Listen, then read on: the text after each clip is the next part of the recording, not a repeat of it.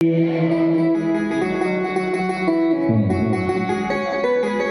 खुसी हुनु अरे क्या जतिखेर पनि खुसी भएर बस्नु अरे। त्यही भएर महिनैपछि एक एकवटा चाडबाड राखिदिएका छन्। किनकि एक महिनामा एकपल्ट यसो भेला भइहाल्यो भने भेला भयो भने यसो वरिपरिका भेला हुन्छन्, हाँस्छन्, खुसी हुन्छन्। आफ्नो कुरा नगरे पनि अर्का कहीँ कुरा गरेर भए पनि हाँस्छन् भनेर नि महिनैपछि एकवटा चाडबाड राखिदिएका छन्। बोले आनन्द कन्द भगवानको।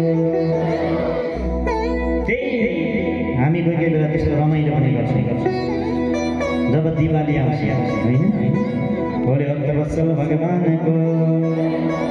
पहिला मजाले आँगनहरू लिपिएको हुन्थ्यो। बिहान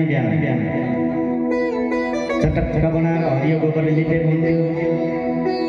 दसैँ आयो तिहार आयो भनी सक्दा पुरानो चुनाहरू सबै निकालेर नयाँ चुना लगाएर चटक्क बनाएको हुन्थ्यो। घरहरू सानासिनी बनाएको हुन्थ्यो। बिहान गाई पुजिन्थ्यो, सबैजना खुसी हुन्थ्यो त्यो समयमा। दसैँ आइसक्दा कति खुसी हुन्थ्यो त्यतिखेर नानीहरू है। 3 महिना अगाडि लुगा किनिदिएको हुन्थ्यो, त्यही पनि 5 भाइसँग भने एउटै कलरको हुन्थ्यो।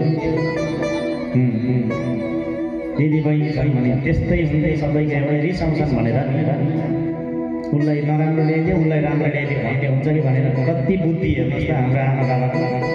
सबैलाई एउटै कलर गरिसके स्कुल पनि यही लाएर जाओस् भन्ने खालको है।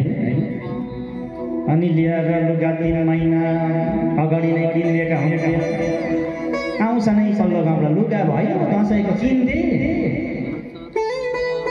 खोलेर देखायो पट्याएर खोल्ने अर्को आउँछ।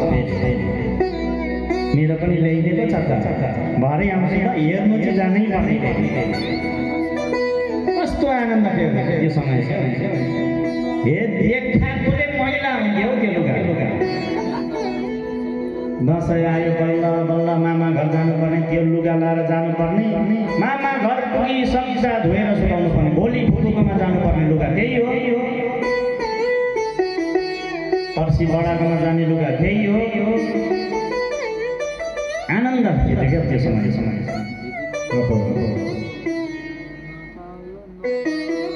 वर्षमा एकपल्ट एक जोडी सक्यो।